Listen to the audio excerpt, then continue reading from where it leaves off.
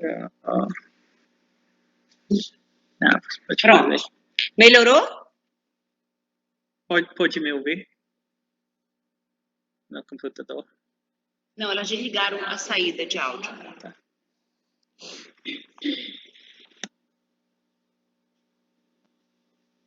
Agora está melhor ou não? Oh.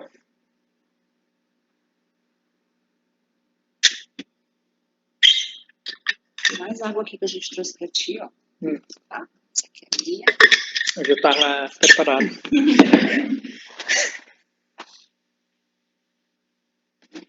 No meu prédio, lá no UFC, não tem água. Sempre andando com muita água. Então, pode me ouvir bem? Eu sei que todo mundo aqui pode, mas... Tá bom, ótimo. So now we're going to switch to English. If anyone finds that I'm speaking too quickly or you don't follow anything, just tell me and I'll either repeat in English or I'll just explain it in Portuguese. Okay, so thank you for the introduction. I am at the University of Brighton, as well as kind of currently being partly based here in Brazil. I'm a reader in marine science, so I spend most of my time wet or muddy. That picture is from the more marine work that I do, but I do quite a lot of work in mangroves and salt marshes and other kind of muddy places. My research is based in the Centre for Aquatic Environments at the University of Brighton, where I lead quite a large team of 9 PhD students and 2 postdocs, with 2 more starting soon.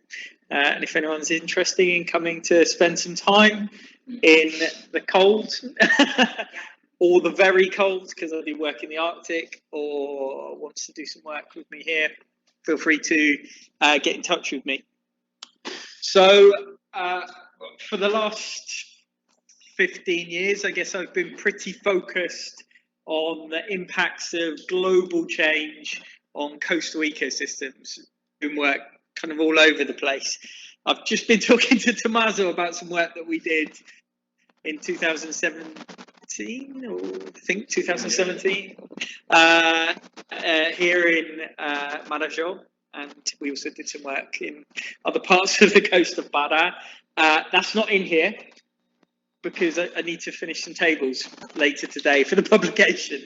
So, but there's work on some of the other sites that I've been kind of working on. Some of it's kind of microplastics, some of it's kind of emerging contaminants, some of it's on trace metal contaminants, and the rest of the big story is kind of climate change. So, hopefully, people here can kind of see the big question there. What is a coastal ecosystem? Should be fairly simple to identify what is a coastal ecosystem, but I guess it depends on who you talk to. So I work with geologists. I try not to, but I do sometimes. I work with biologists. I'm an environmental scientist, but then I also work with people in the planning and the legal sector, and they all have a different view. If you're working with manatees, or if you're working in a kind of a marine park, you'll always have a different kind of view. Okay, so I put there, it's easy. Initially I wrote easy peasy, but I thought easy might be simpler. I put where the land meets the sea. Okay, so in that picture you can see this is from the UK, by the way. You probably don't believe it, but this is this is in the UK.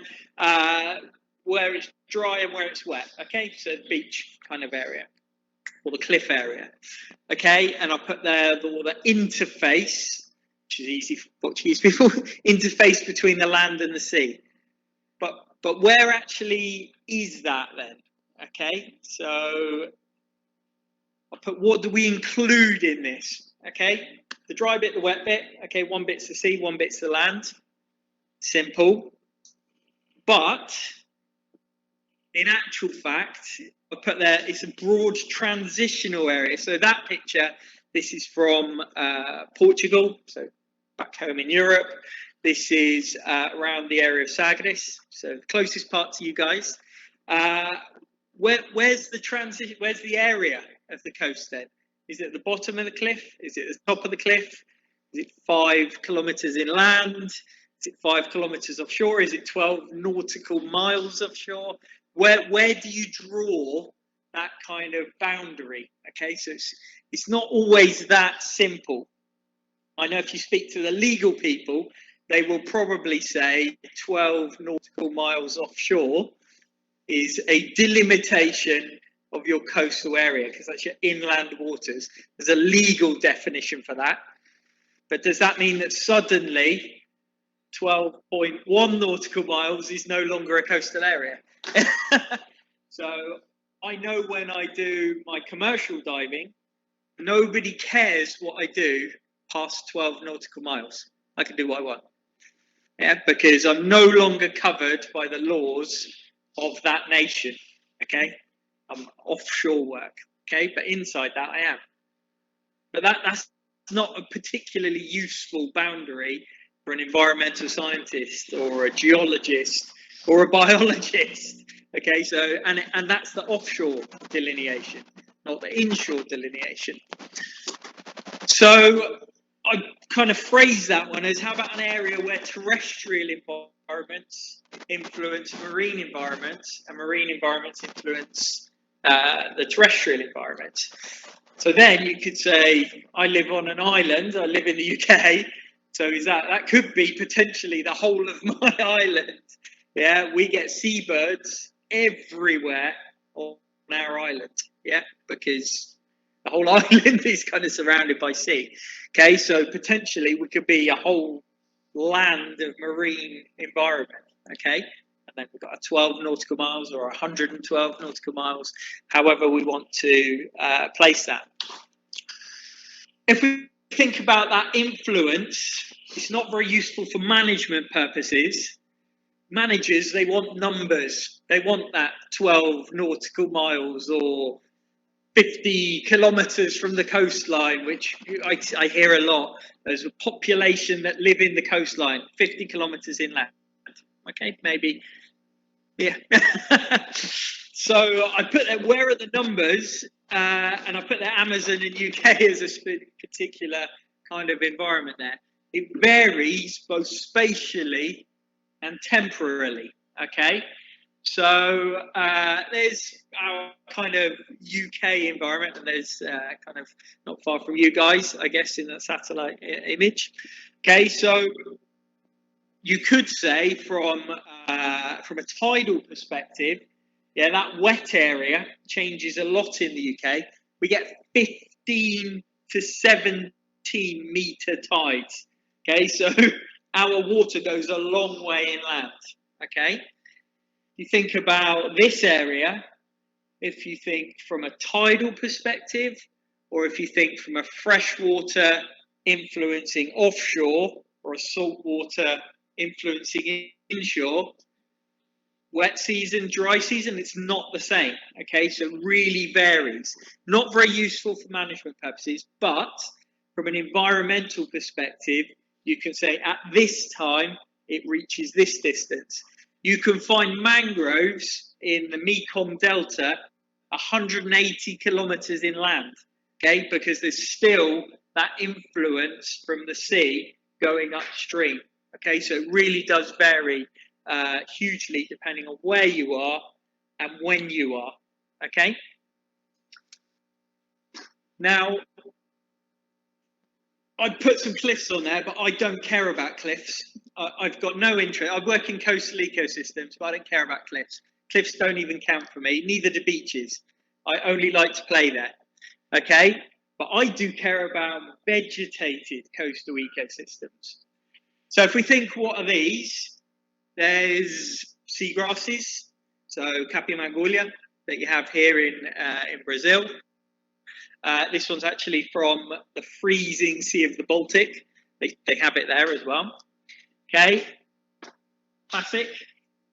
mangroves. Okay, I think I took that picture in Thailand because I was diving. No, no, it wasn't here. It wasn't. Yeah, because the water doesn't look like that. It's a bit browner. Macroalgae. Okay, so this is kelpie, which is the same word in English, kelp.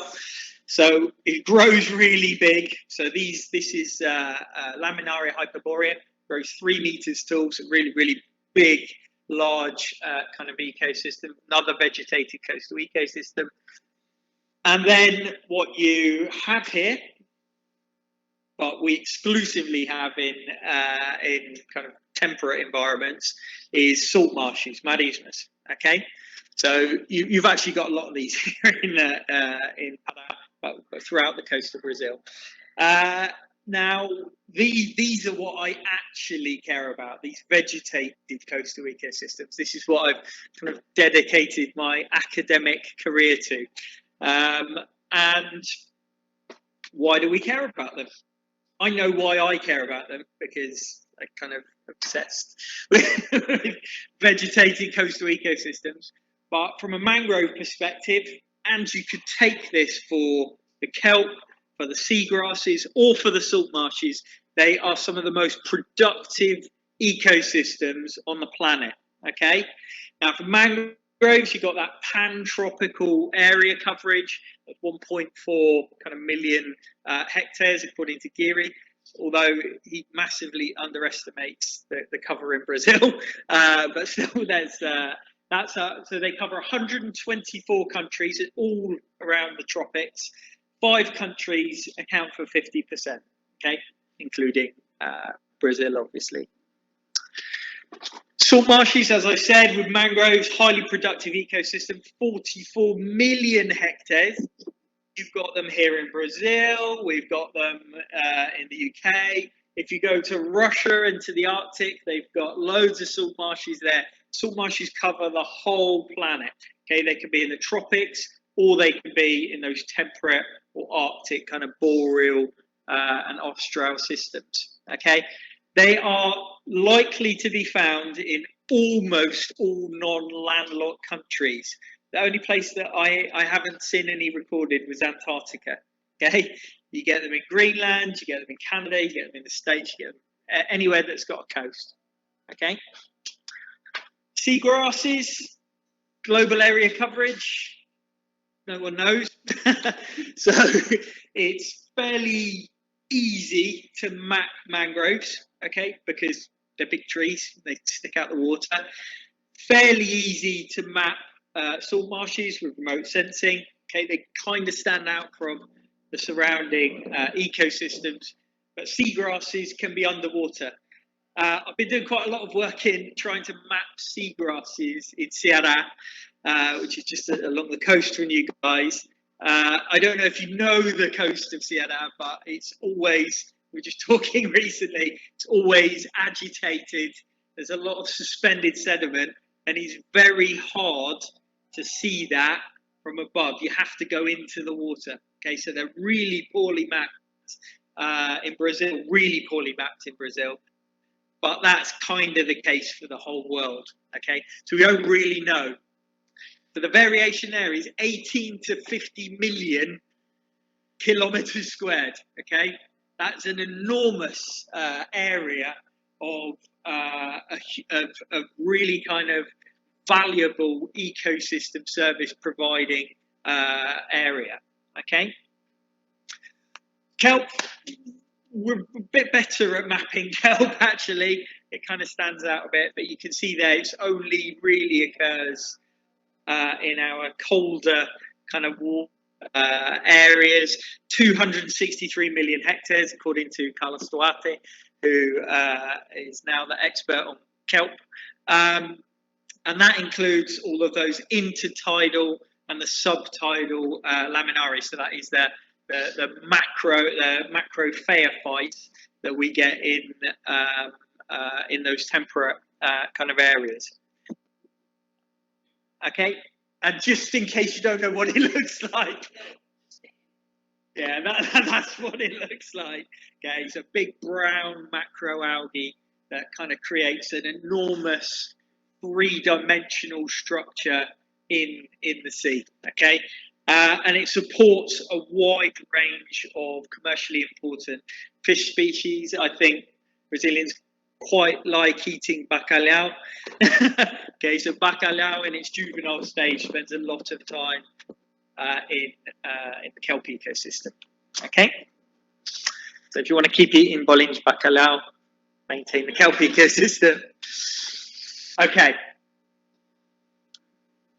so the big importance of these vegetated coastal ecosystems is that they provide a range of those services to humanity. Okay, the things that we care about. And since we're the ones that are responsible for managing those ecosystems and impacting those ecosystems, it's really important for us to know what we benefit from them, and therefore, if we mismanage them, what we will lose. Okay, I put there, they provide a range of provisioning, regulating, supporting, and cultural ecosystem services. So ecosystem services can be a wide range of different things. I put there carbon storage. I do a lot of work on carbon storage. Okay, so they really rapidly lock away carbon, and that can be for really long time periods. Pollution control, so kelp ecosystems, they take out a large amount of organic pollutants from the water. Okay, mangroves, very similar. They lock away a large amount of contaminants in their sediments. Okay, same with salt marshes and same with seagrasses. Then we've got wave attenuation, the famous one from the kind of Boxing Day tsunami in Indonesia. Really, really good at attenuating waves. There's a classic video on Twitter where they put some mangroves in a wave machine, and then you can see the wave attenuation really, really quickly. Coastal stabilization, so the kelp will decrease wave energy, whereas the others are really good at locking away and securing sediments with their dense root matrices. Okay, and then I put there all of those four, they support a wide range of commercial and artisanal fisheries, okay, and water purification we already mentioned.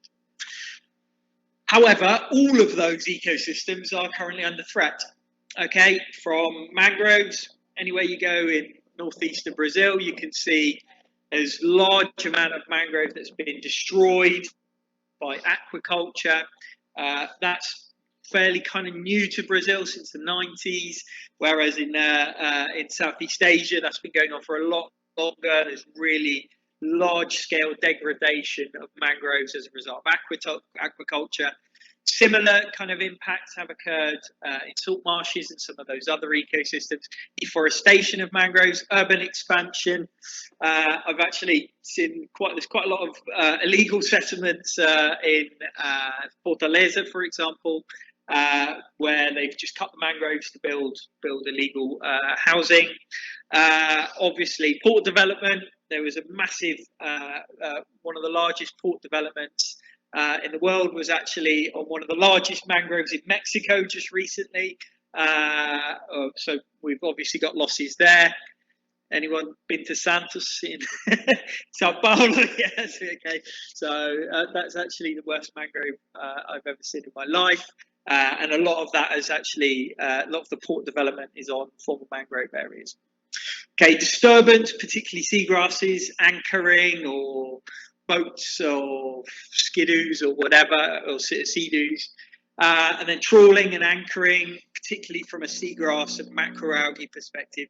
And then climate change is kind of the big elephant in the room.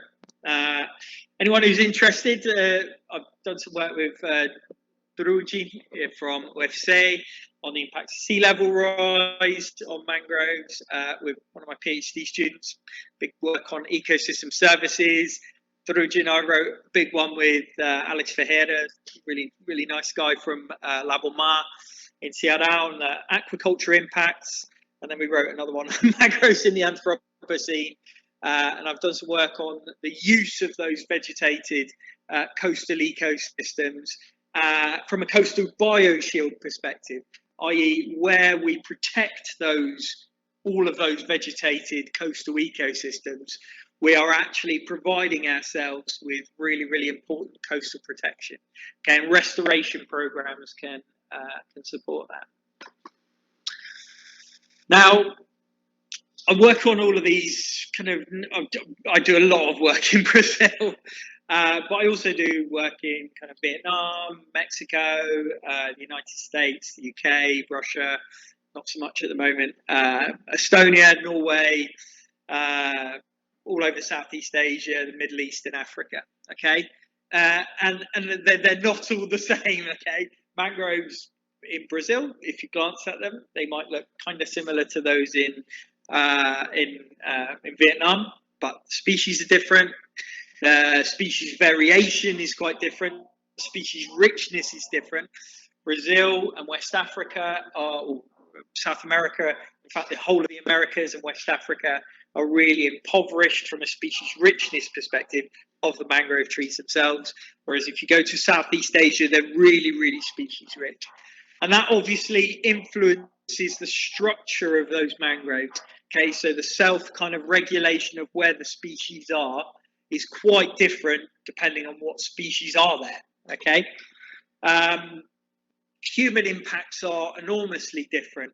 So the biggest issue in Asia is damming of the large rivers and alteration to the river deltas. Okay, if you think about the biggest impacts in Africa, it's quite often, particularly in West Africa, it's more related to pollution.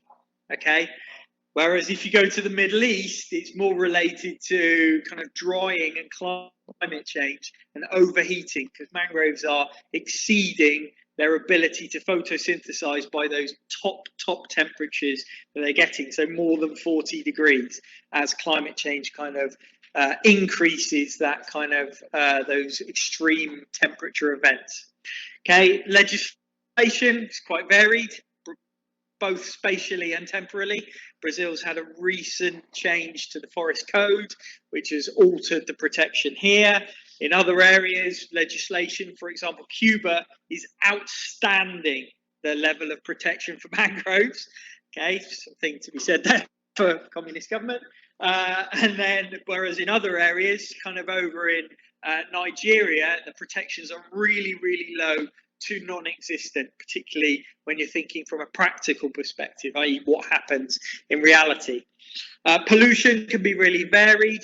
Obviously, climate change impacts, they vary depending on where you are, but I'll go into that in a lot more detail later.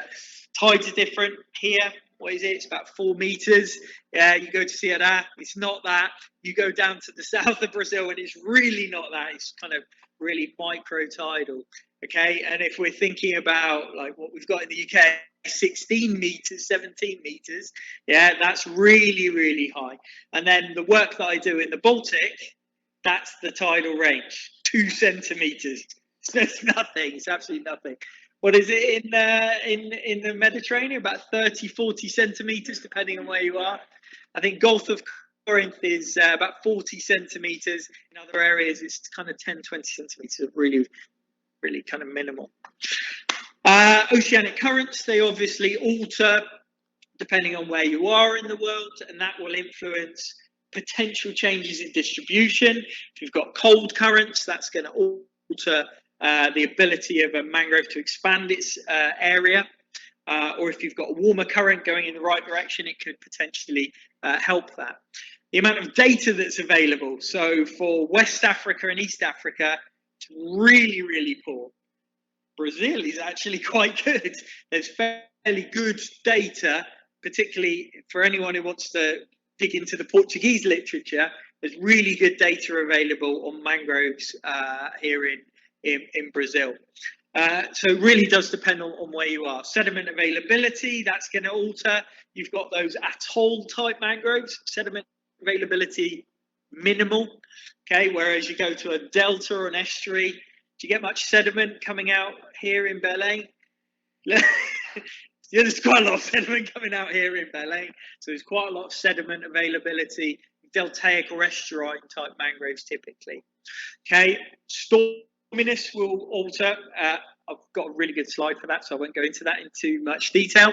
Inheritance, i.e., what are they on? Is it in Rio de Janeiro, where you've got loads of big cliffs behind you and you've got little pocket mangroves?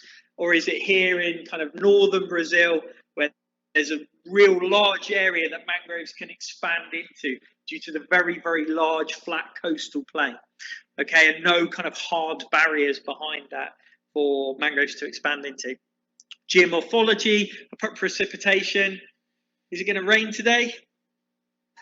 I think it's going to rain today. Every time I've been here, it rained every day, usually about 5 o'clock. I've just come from Fortaleza. Is it going to rain there? It's not going to rain. It's pretty dry there. Okay, so obviously that will influence the availability of fresh water, as well as kind of other factors. Climatic variability. So obviously in temperate areas, climatic variability is huge. But even if you're thinking about Brazil, climatic variability can be very, very different depending on where you are. If you go down to the south of Brazil, it gets really cold and then it gets fairly warm. Then you come up here and it doesn't really change that much. It's kind of fairly stable all the time. Nutrient availability is obviously influenced by the influx of both marine and freshwater sources. Salinity can vary, particularly if you've got a massive kind of freshwater input, like, for example, here, some of the areas that Tommaso and I have visited have been kind of mangroves, but I'd really call them varzea. And then some of the others are properly real kind of mangroves.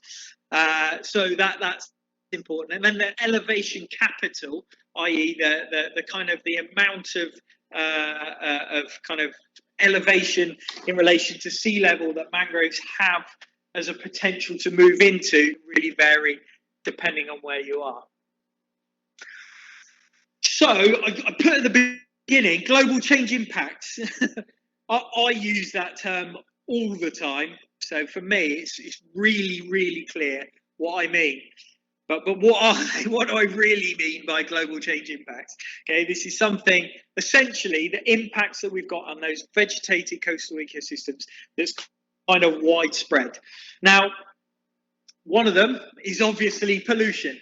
Pretty much, you are likely to get pollution in your vegetated coastal systems everywhere, okay? In the UK, we've got enormous pollution incidences occurring at the moment due to the fact that we've had heavy rains. Our water companies have said we can't store all the sewage and the stormwater, so we're just going to put it all out to sea, which means there is lots of human excrement in the seas around our country at the moment. You could go to most drainage areas in Berlin, and you would probably find similarly high levels of inputs of either human waste or potentially trace metal contaminants or other kind of contaminants. In other areas, you're more likely to find kind of oil pollution, particularly where there's been large scale extraction. So one of the areas I work in Mexico has got the largest oil field in the country. 50% of Mexico's reserves are there. I do a lot of work in the Niger Delta. That's one of the largest oil fields in the world. Okay, so you get that pollution both coming from the marine sources as well as coming from the terrestrial sources. So the positives that you get, those huge amount of ecosystem services that these vegetated coastal ecosystems provide, is linked to the fact that they are that interface between the land and the sea. But the negative of it and the biggest impacts come from the fact that they are at the interface of two sources of issues, the land and the sea. Okay. Now, sorry, I'm just going to have a sip of water. Thank you. That one is. So I've had a postdoc from Mexico with me for quite some time, and we've done loads of work on pollution. Some on trace metal contaminants linked to oil pollution, some related to microplastics, some related to emerging contaminants. Okay. Now, one of the biggest areas that I've found pollutants was in Santos. Okay, that was the only place that I've ever got a rash on my arm from digging in mangrove sediments. It was quite painful. It went red and my skin fell off. So the mangroves in Santos, don't go digging there.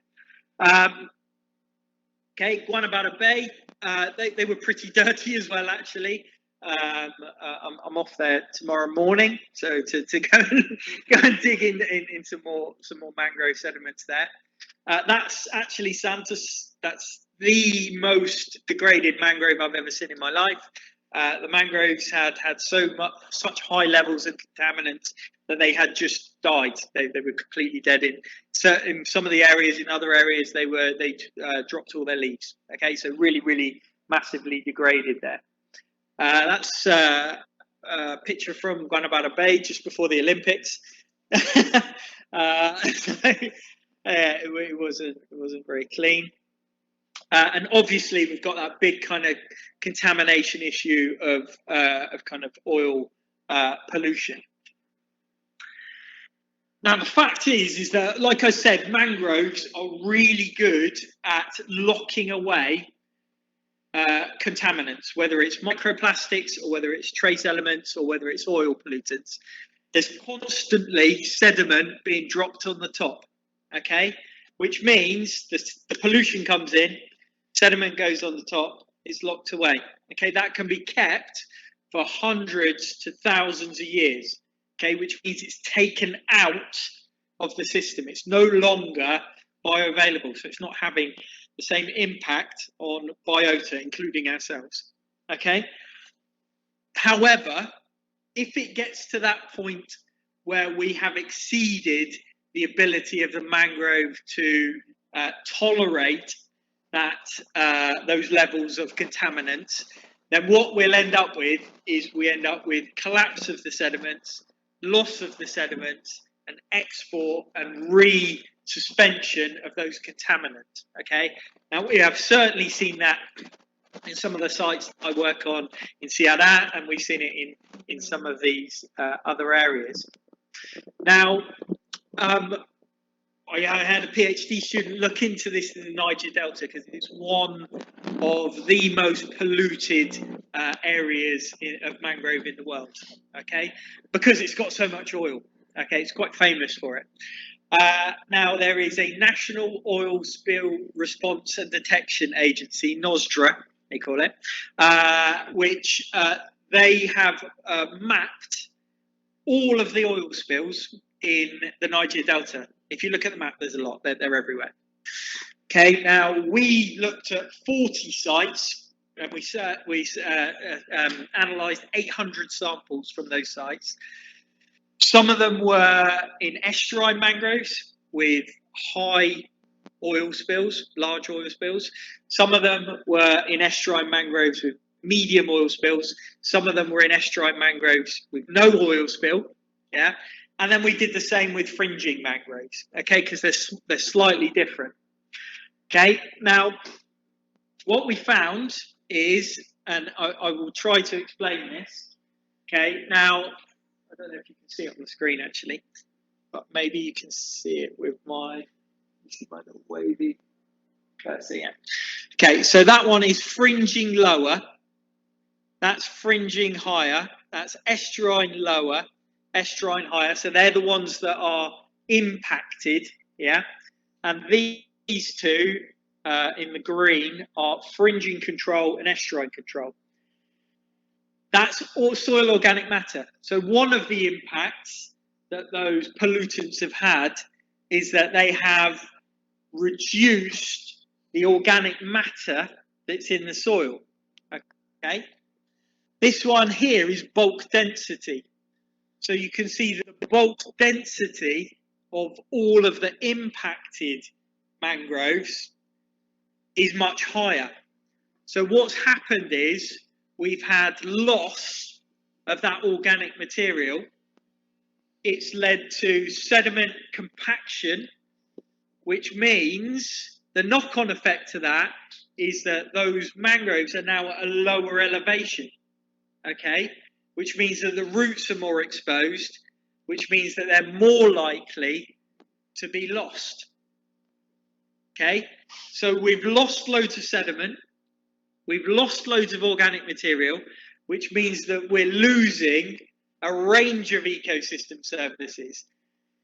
We're losing wave protection, sediment stabilization, and carbon storage, as well as exporting the contaminants that were in the soils before. Okay, so we've lost a range of different ecosystem services as a result of those oil spill occurrences. So then we thought, okay, we've done a lot of work in the field, and it was a lot of work in the field. And the Niger Delta is not an easy place to work in the field. Okay, so you can see the area there. That's one patch that we worked in. Okay, so that's about 250 kilometers long. Okay, 40 sites over that whole area. So it's enormous. So we decided, how can we think of a better way to do this? Can we use remotely sensed data and machine learning algorithms to predict which areas are degraded, have been impacted by these oil spills? Okay, and you can, by the way, just to get to the end. So with a 96.6% accuracy, we can identify the location and the impacts of those oil spills, okay, which is an important tool that the NOSDRA can use. They don't just have to cover and control an area. Niger Delta is enormous, yeah, and go and record what the extent of those oil spills are and where they occurred, because they can use remotely sensed data to do that. Okay, so it's another additional tool that they can use, okay, which is kind of cool. So after doing that, I kind of thought, I said to Omar, you know, we're doing this work in Mexico, and that's an area where we know that this is where there's 50% of the oil in Mexico is in the oil fields just off of Isla del Carmen in Mexico. So we'd already done the work to look at how much contaminants there were in the mangroves. I said, do you think we could do that same mapping in this area in Isla del Carmen, which is one of the largest, is the largest mangrove area in Mexico? And he said, I don't know, I don't work with remote sensing. So we did try it. I got one of my postdocs. I said, I'm a bit busy and you're smarter than I am. Can you have a go? And he said, Ray, this is going to take me a really long time. So I said, well, what about looking at phenology? Can we see if there's an alteration in the phenology in those areas? Because that won't take us long. And he said, okay, I'll have a look. And a month later, he said, yes, we can actually. It works really well. So, which was good, because then we could publish a paper. So we took it. We took 30. We went to 35 sites in Isla del Carmen. We mapped them all using remotely sensed data. We used Sentinel-2 data, and I'm just going to show from 3 of those sites to kind of give you an idea of what we saw. Okay, now this is using NDVI. We used a variety of different vegetation indices, but this one actually worked the best. It's the classic. So you've got that low point in May is the start of season, yeah, the high point around about kind of March time. It's the end of season, okay? And that's the peak in greenness and the lowest greenness, okay? Now, site 32, the green one, that's what we would expect from a pristine site, okay? And that's exactly what we fitted with our model. Okay, now the ones that were polluted, you can see there is a shift forwards in the phenology. Okay, so it's altered the phenology of those mangroves, and not just altered the timing of the phenology of the onset and the offset, but it's also decreased the peak greenness, which means those plants are not photosynthesizing as well as they could, because there's not so many leaves, or the leaves aren't green enough. Okay, they could be slightly polluted, maybe they're slightly orange. Okay, so they are stressed. Okay, now we can pick that up using this remotely sensed data. Now, the impacts that has from an ecosystem service perspective is that if they are not as robust or photosynthetically active, they are not storing so much carbon, the biomass is likely to be lower, both above ground and below ground, which means coastal stabilization is decreased and coastal protection is decreased. Okay, so we've got multiple impacts from a phenological perspective on those mangroves as a result of contamination. Okay, this is just from us playing games, basically, with remotely sensed data. Okay, now in 2016, someone said I said, I'm doing loads of work on climate change and mangroves, and someone said, well, you should write a paper on it. And so I did. I did a big review paper on climate change impacts of mangrove ecosystems. And the thing that I did that was new was I did it on a region by region basis. Okay, so we did for South America, we did for Central and North America, we did for Africa, Asia, we did everywhere basically. And I thought, what are the principal impacting factors of climate change? And that's what I came up with. So, and then I put it in the paper, so I thought it looked really good. So obviously the big impact there you can see is increased atmospheric CO2. That's the big one. Okay. Now that can have an impact on plant productivity. If there's more CO2, plant productivity could be higher. Okay. Increase in temperature. Okay. Increase in temperature can influence plant productivity. In the colder areas, it's likely to increase plant productivity. I've already shown that it does that in salt marshes in the Arctic, but it does for mangroves at the latitudinal extents of their distribution. However, if you've got a very, very hot area, such as the Middle East, and you get above 40 degrees centigrade, photosynthetic activity in mangroves stops and they can die. Okay, that's a prolonged period, you end up with dieback. Okay, so it can increase or decrease plant productivity. Okay, now I said increase in temperature. Well, it has lots of other impacts. Okay, increased storminess, sea level rise, changes to oceanic currents, and it can alter precipitation regimes. Okay, then I thought, okay, what does that do though?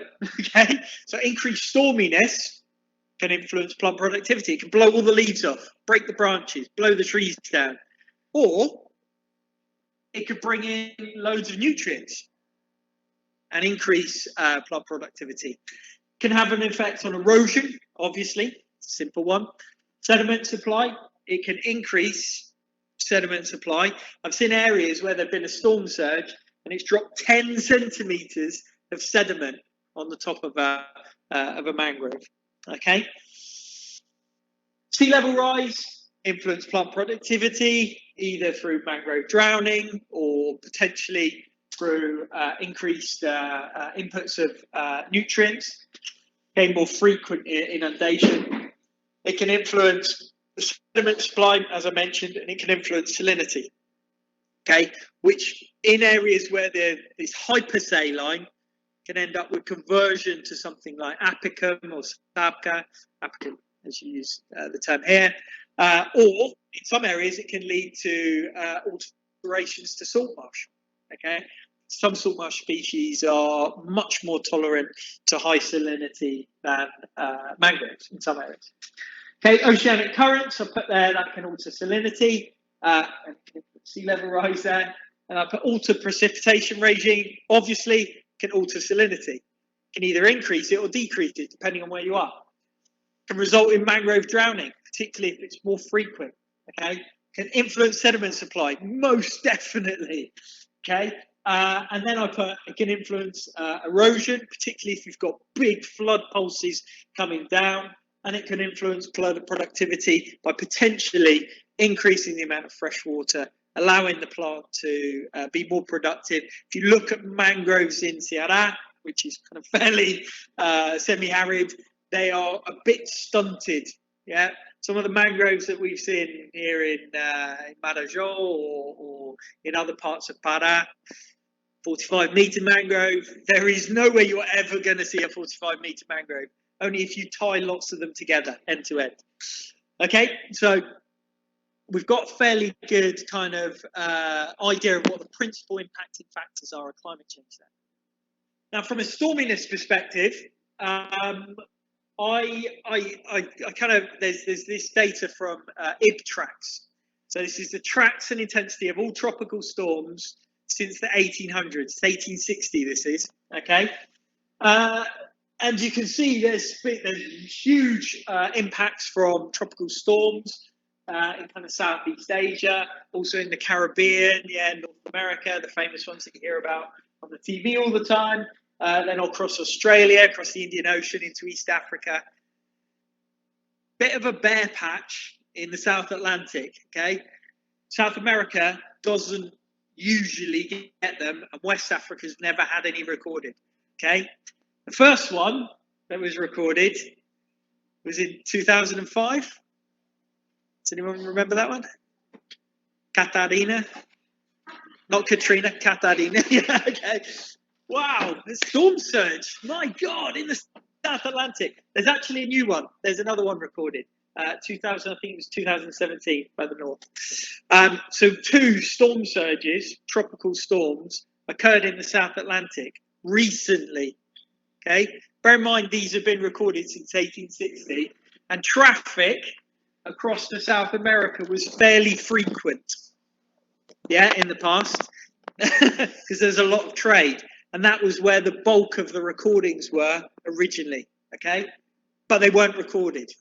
Okay, now recently there has been a suggestion that as a result of climate change, there could be an increase in the amount or the formation of tropical storms in the South Atlantic.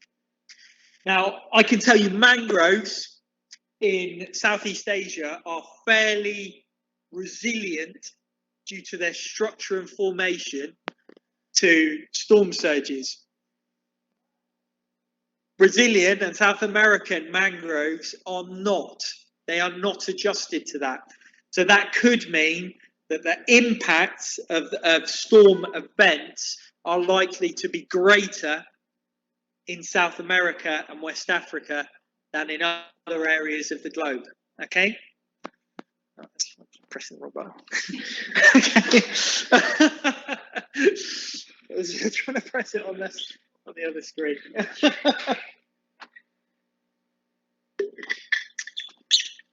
So let's go somewhere else. Let's go away from Brazil. So I've just finished a project in Thailand, and they have a big issue with hydrometeorological hazards, particularly typhoons. Okay, whether it's flooding or whether it's coastal erosion, that has been something that's been ongoing for a very long time. So they funded a big project. and we did quite a lot of work on this, some on flood modelling, some on climate predictions, and some on using machine learning to map coastal change. Okay, it was during the pandemic. We wanted to go to Thailand. It would have been nice. We went there twice, and then we couldn't go again. So we ended up thinking, okay, how can we do part of our work that we were planning to do with field work using remotely sensed data and machine learning tools? Okay, so we did. We used it. We used machine learning tools, CoastSat, to map coastal change over the last 40 years in Thailand. Okay, so we used automated coastal cell divisions. Yeah, so these are all the cell divisions in there to see how the coast had eroded or prograded over that time period. We just published it in PLOS1. So we looked at shoreline changes. This was over the 20-year survey period, and we looked to see, okay, well, where are the areas that are most likely to be eroded, and where are the areas that are least likely to be eroded? Okay, we had two coastlines. We had the Gulf of Thailand, which is kind of a fairly closed gulf. And then we had the Andaman Sea, which is a really, really open area that's got slightly different monsoonal influences. Now, the areas where we saw the least amount of erosion, strangely enough, were the mangroves. Okay, good, excellent. The ones that we saw the greatest amount of erosion were those that were more beach ecosystems.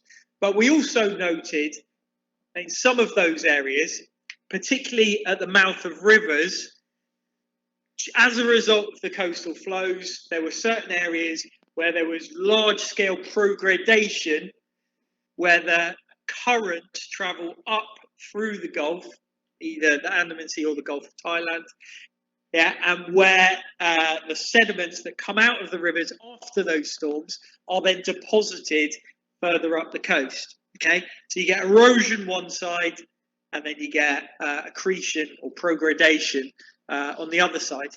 Okay, so it's quite interesting to look at this and to see that we can map this during a pandemic when we can't go there using satellite imagery and machine learning tools. Okay, so we're going to another area of the world. Okay, and I've kind of got two pictures there. Put precipitation, how does that influence mangroves? The reason that I've got Brazil on there, this was where the study was undertaken, was that we've kind of seen something similar, but to a lesser extent in Ceará. Okay, but this work was actually undertaken in Iran. Okay, so we looked at a range of different mangroves in Iran. Now, what we recorded was we looked at leaf area index and in leaf area index. Okay, so use satellite imagery. It is, but we had loads. Yeah, I mean, you can calculate it from the Sentinel-2 Delta data, which is what we used actually. So we've got that going back to kind of 86. Okay, sorry, this was Landsat data. And what we recorded was that there was a massive drought in Iran in 1998. Okay, now you can see that the leaf area index there is kind of high, and at 1998 it just falls off a precipice. Yeah, there is a massive decrease in the leaf area index in those mangroves. Okay, now you can see this was, first off, we kind of looked to see what it was up to 2016, and then we modelled what we thought it would be as a result of climate change in the future. Now, in actual fact, that drought lasted for a year. Okay, but you can see that over the following 20-year period, leaf area index did not recover. Okay, there was a decrease in biomass, yeah, in the whole of all of the mangroves that we looked at. Okay, now what we predicted will happen would be that, first off, it does recover, but it never recovers to the same level that it was at in the future as a result of kind of climate change. Okay, so that's obviously got an impact on biomass, yeah, and on those other ecosystem services that we mentioned. Okay, I've got no idea what time it is. I feel like I've been talking for a long time. And I know I get a bit carried away. So 15, okay. So, okay. Yeah, so we published that. So if anyone's interested, you can go and have a look. It was with a guy called Mafi Galami that we published in 2018. Now, from a climate variability perspective, we've also got to take into account El Nino. And I had this was something that I used in that 2016 paper. Okay, now, when we think about El Nino, what's actually going to happen? Okay, so here down in the south of Brazil, loads of rain. Okay, now we've recorded that in the sedimentary record from a range of mangroves and salt marshes in the south of Brazil. Then you've got high temperature episodes where things can go beyond 40 degrees, i.e. that can impact on mangrove plant productivity in the southeast of Brazil.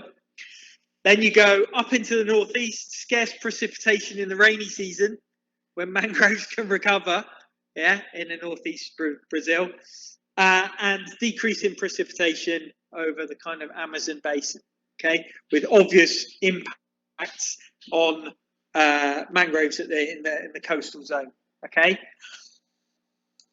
Now, that was just kind of a continuation of the climate change thing. I feel like I'm going to have to wrap up soon.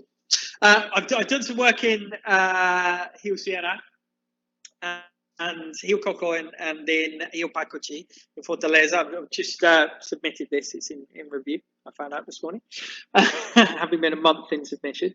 We looked at sediment accretion rates, and we looked at how does that link to sea level rise? Okay, are these mangroves likely to be able to survive? Okay, now using the tide gauge data from Porto Bocoripe in Fortaleza, it's about 3.5 millimeters per year is sea level rise. Now, what we've got here from an average of sediment accretion rates, they are not keeping pace with sea level rise. Okay, so in the fringing mangroves in Rio Ceará, they are likely to be lost. And in that area, in an urban mangrove, there's nowhere for them to expand into, okay, because they're basically surrounding areas that stop the expansion. Right in the centre of the city, we've got Rio Cocó there. Now you can see there that in the lower shore, sediment accretion rates are far in excess, particularly in recent years, of sea level rise. Right in the centre of the city, the biggest input of sediment comes from the city. Okay, so all of that urban area, Fortaleza is a very dusty city. Sand everywhere. Okay, and a large proportion of that drains into this one river. Okay, and amazingly, that's resulted in increased rates of sedimentation, meaning that this one is likely to be able to keep pace with sea level rise. Okay, Rio Pacochi is another area just on the edge of the city. This has larger kind of dune aeolian kind of influx.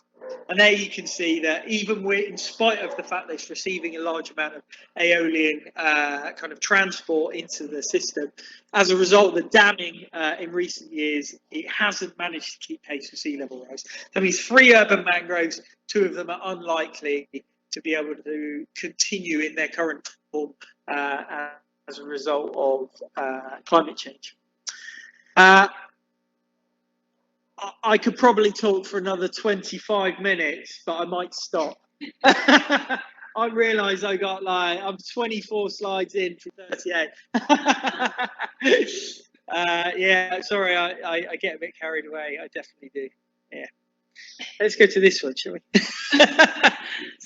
There you go. I'll wrap it up.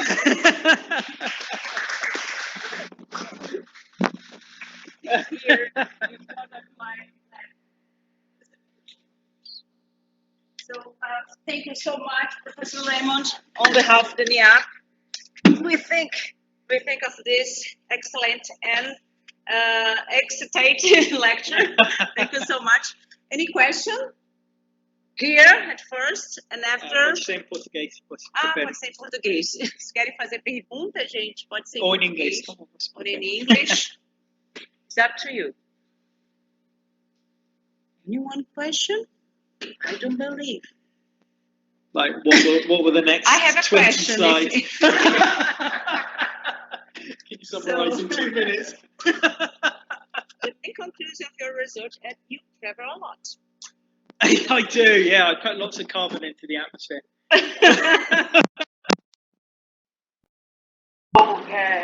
Resposta das vezes.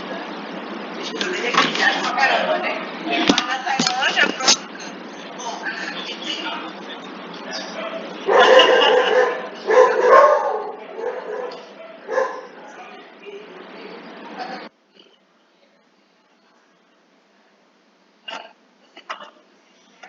Político, né, para fazer projetos das áreas de trabalho. As variáveis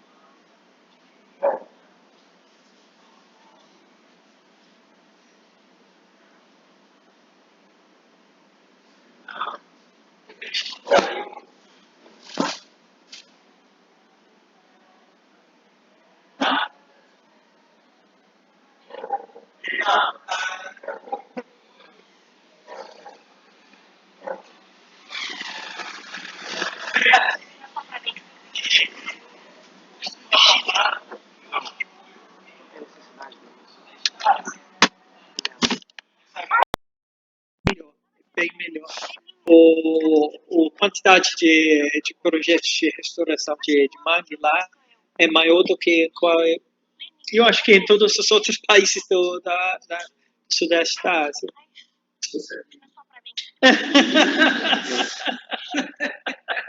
Assim, olha a situação aqui do Pará. O Pará temos a maior parte de manguezais do Brasil, né? Ficando com uma parte. Mas o que você vê de ações de depressão? Nada. Pará não tem absolutamente nada. O Ceará é um estado que tem uma merdinha de manguezais, e aqueles manguezais que estudaram, assim, foram fortemente impactados pela calcicultura, lá é pouquíssima calcicultura, né? Mas tem já ações de depressão, tem ações de foi criada uma lei do mar, o primeiro estado do Brasil que foi criado agora a lei do mar, né? E o Pará, que tem muito manguezal, né? Um manguezal gigantesco. Manguezais que tem no Pará e tem outro canto do Brasil, né? Tem na América do Sul. Sim, tem na Colômbia também, tem manguezais bem grandes, né? Mas sim, é manguezal muito expressivo, suporta também uma pesca gigantesca, não tem absolutamente nada. A gestão da pesca é péssima, a gestão das áreas de proteção dos manguezais que devem ser protegidos não é protegida. Você vai para as salinas, que estão aqui vendendo terras para comprar e apartamentos construídos dentro do manguezal, e a SEMA, que deveria fiscalizar isso, está somente sonegando, né, estando cúmplice da construção desses grandes empreendimentos, essas salinas que estão acabando com toda a praia. Então você vê que onde tem mais, não tem a menor preocupação. Assim. Eu vejo aqui no Pará, na Amazônia, a realidade é exatamente isso. Temos muito, aí eu quero perder 50 hectares, 50 quilômetros quadrados de manguezais, 500 quilômetros quadrados de manguezais, nada, entendeu? É nada. Então, assim, eu tenho uma visão muito triste para o Pará, né? Porque acho um estado fantástico, né? Ainda mais para manguezais, né? A gente adora em todos os manguezais, e são manguezais fantásticos, mas infelizmente, a proteção para esses manguezais se limita a poucas unidades de observação que não têm utilidade alguma, porque a gente sabe que eles foram criados apenas do ponto de vista político, com limites geográficos que são políticos, não são ecologicamente viáveis. Então, essa é a realidade. E já aproveitando... Perdão. A Hannah quer fazer uma pergunta. Tá. Já aproveitando isso que o Tomás está falando, né, que a gente tem muito, parece que a gente não liga muito, né, para isso até, Esse nosso ciclo de palestras, Raymond, ele é também uma promoção do Projeto Meio do Brasil, né, do qual a gente faz parte aqui do projeto. Exatamente, a gente está fazendo propaganda dele, né, porque nós estamos aqui numa área do Pará que aparentemente tem uma abundância de meros, né, Epinephelus tajara no Brasil. E muitos pescadores, inclusive, perguntam por que tem uma moratória, porque moratória aqui significa não pode pescar, se tem tanto. Né? Então, essa visão que o Tomás está falando. Pois exatamente. Essa visão que o Tomás está falando. Ou seja, a gente tem tanto e não cuida. Né? Sim, fala, Ana, por favor. Foi a mesma coisa com o bacalhau, né? Exatamente, o bacalhau da Noruega. Exatamente. Foi o peixe para todos os pobres. E todo mundo começou a comer. Exportar, e agora a gente não tem tanto. Falando do mangue aqui, realmente lá na Bangladesh, Sundarbans, que é um mangue enorme, é o único que é maior do que aqui no Pará. Bangladesh, Sundarbans. Eles tinham o mesmo problema, que tanta extensão, e eles estavam cortando, tirando, botando uma fazenda ou algo assim. Mas eles sofreram, tá? O tigre, né? O tigre ajudava a controlar lá. O pessoal. Aqueles dois, né, que matavam as pessoas, né? Não lembro mais dele, Mas realmente eles estavam cortando tanto que lá passa muitas tempestades. E quando eles começaram a cortar, eles começaram a perder a terra deles. Então, eles pararam isso, eu acho que foi 10 anos atrás, porque eles sofreram, foi 3 seguidas essas tempestades, que milhares de pessoas faleceram. E depois disso, as pessoas pensaram melhor manter o mangue, porque está oferecendo esse serviço ao ecossistema. Desculpa.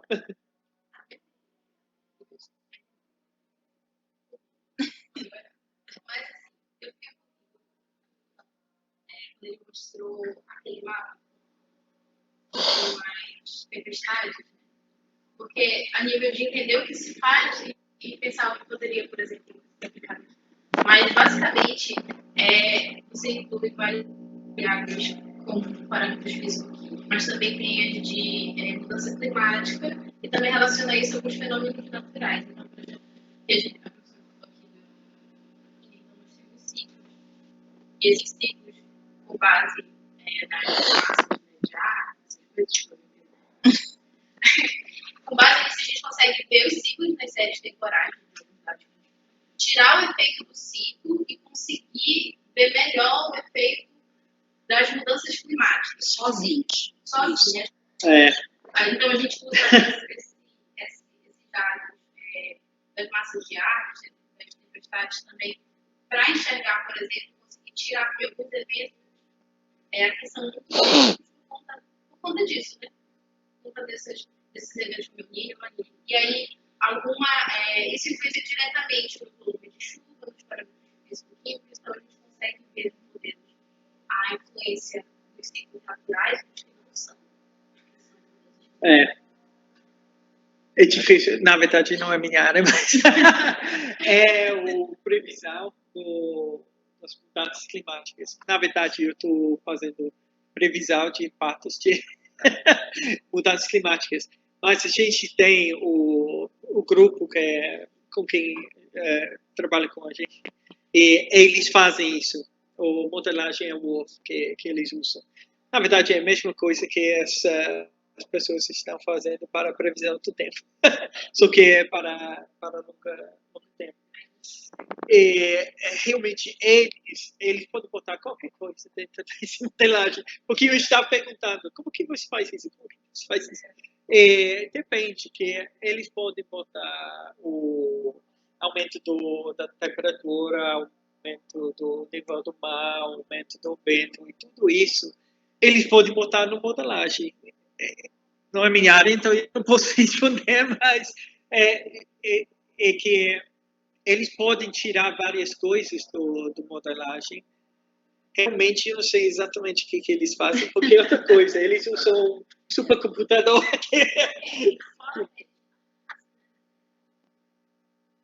fora isso tudo que o professor Raymond está falando, né, eu acho que eu estou adorando essa nossa discussão, por isso que eu estou aproveitando você aqui. Aqui, especificamente na Amazônia, além desses efeitos, você trabalha com impactos, né? A gente ainda tem os impactos que são da mineração, né, que chegam todos nos manguezais, já tem trabalhos dizendo que tem resquício de ouro, de chumbo, de não sei o que, tudo nos manguezais, né? Esses impactos também eles nem foram previstos. Na verdade, eu tenho esse.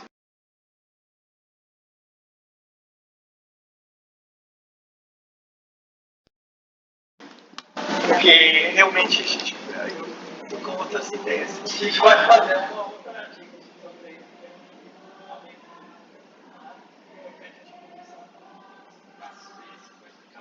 mas é outra coisa. A gente precisa.